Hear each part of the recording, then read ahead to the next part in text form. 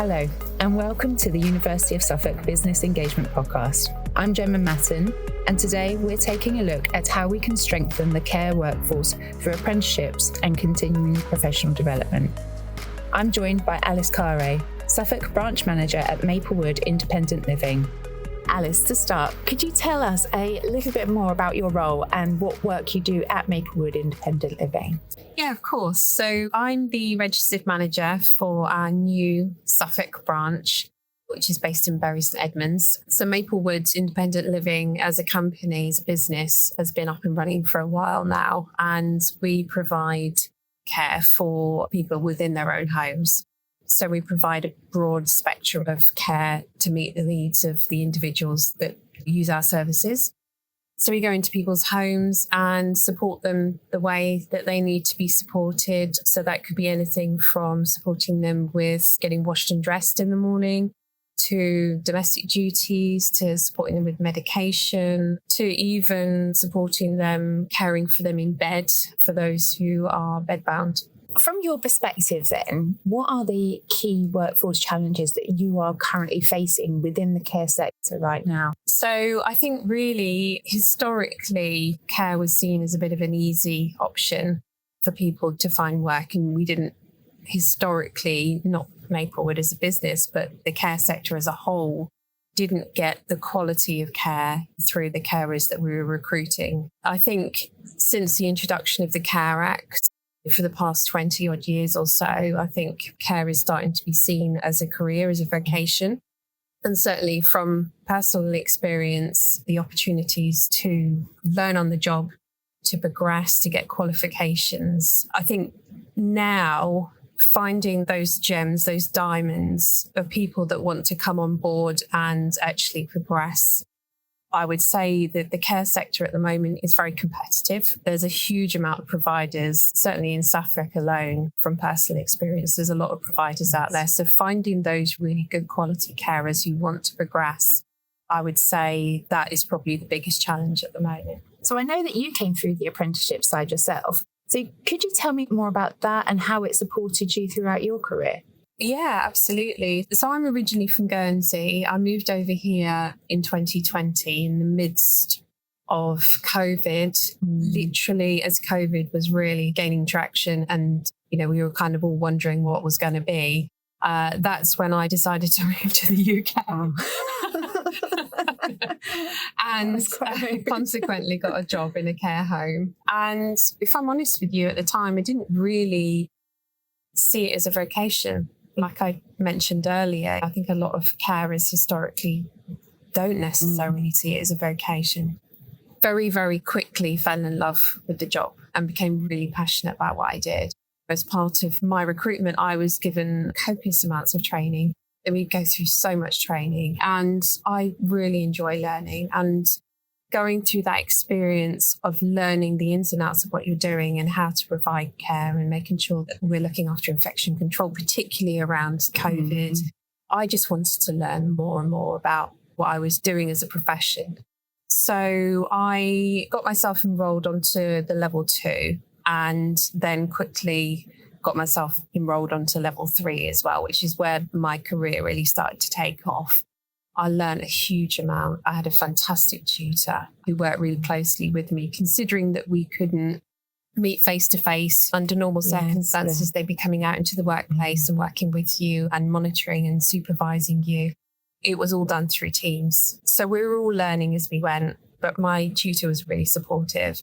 And then once I progressed up to care practitioner level, I decided I wanted to go the whole way and move up into management as well. So then I enrolled on the level 5. I've got my level 5 now and working in management. So yeah. That support that you do actually get from the training provider as well, that's kind of invaluable. So the fact that you've done that without having that as a face-to-face, when you've done the level 5, was that at a point where you were then able to have hands-on experience with the training providers? When I embarked on the level 5, there was talk at that time of reintroducing the face-to-face meetings, but that didn't happen whilst I was doing my level 5. I think it was just starting to come into effect. but the training provider that I was working with at the time, they hadn't started doing that yet. So, I think having a tutor, again, my level 5 tutor was amazing. I can't speak highly of her enough. Having a tutor that is really engaging and makes the effort to take the time out to speak with you and really listen to you and support you in a very person-centered way.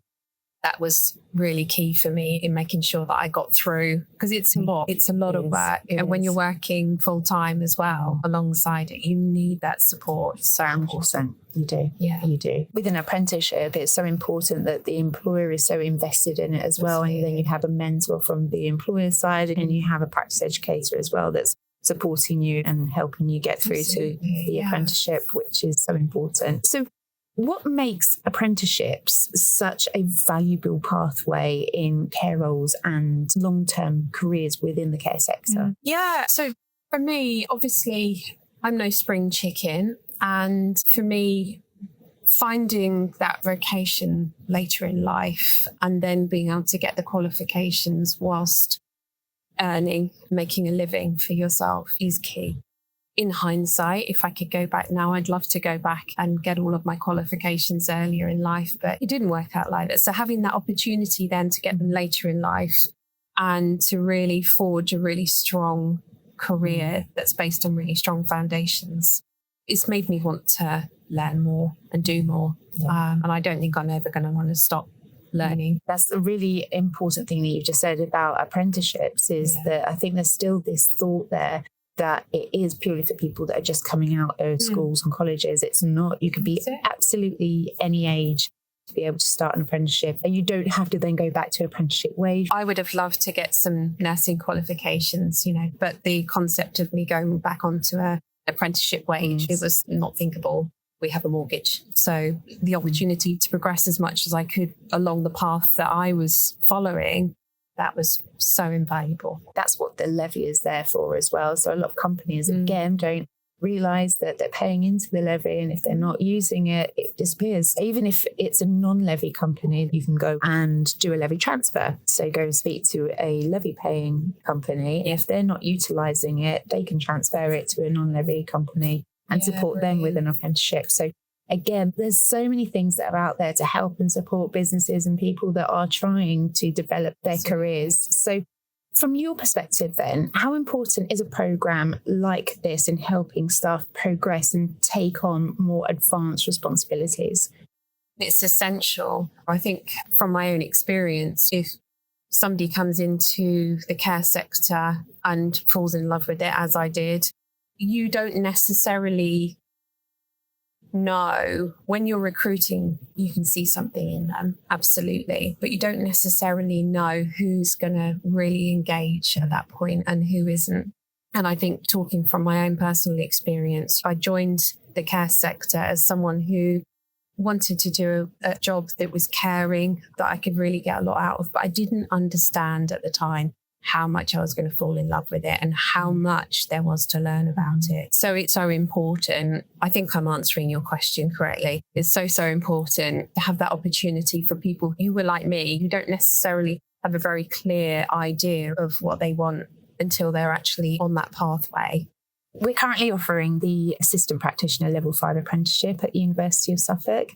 And so it's a great way to support the care sector by helping experienced staff progress into more advanced roles. So it builds their skills, their confidence, and it allows them to take on more responsibility and support for wider teams. And then for employers, it also helps develop talent from within, which is what we've just been saying, and so improve retention, strengthen overall workforce, which is essential for delivering high quality care. And we've also got a new course, a CPD offering we're running at the moment, which is for non-medical prescribing, which supports experienced healthcare professionals to safely take on prescribing responsibilities.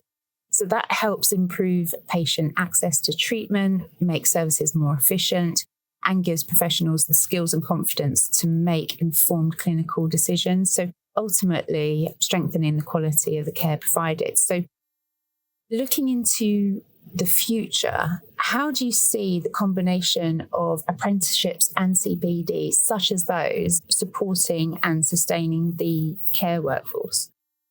I think it's a really valid point, and particularly when you're talking about people gaining qualifications where they can prescribe out in the community, they can support people at a high level out in the community. I think with the way that the care sector is at the moment in terms of funding and the pressure that the NHS is under at the moment, we're hard pressed not to be aware of the amount of pressure that's on the NHS. If we can keep the focus in the community and support healthcare professionals to provide a really effective service out in the community that then prevents people from being unnecessarily admitted to hospital and then having to go through all of the discharge process and everything that follows, the costs involved for everybody, especially that individual in terms of the personal cost to them. If we can put the focus on the community in the first place and get people qualified and trained to provide that really effective service, then I think it's going to benefit society as a whole. And that's definitely something that I know is being pushed at the moment. Yeah. And community care is something that's so important, utmost importance at the moment. So I think having those qualifications and having people go on to those qualifications and enhancing themselves with CPD, it's something that is invaluable. So, and finally, what would you say to any employers who are thinking about investing in training but haven't yet taken that step? I'm an advocate for apprenticeships, and from personal experience, I know I'm a valuable asset to any company that I work for now. And that's because somebody took the opportunity to invest in me and to spend that time with me, helping me to develop in my role and gain those qualifications. So I'm all the way, I would say absolutely try it. So Alice, thank you for sharing your insights today. It's clear that a combination of apprenticeships and targeted CPD, such as non-medical prescribing, can play a vital role in developing a skilled, confident and future-ready workforce in the care sector, such as you have now gone through the whole process as well and now a rising star yourself. Thank you. At the University of Suffolk, we're proud to support employers through programmes like the Assistant Practitioner Level 5 Apprenticeship and our CPD non-medical prescribing course, helping to build capacity and capability across health and care services. If you'd like to find out more, please do get in touch with our business engagement team. Thank you for listening, and we'll see you next time on the University of Suffolk Business Engagement Podcast.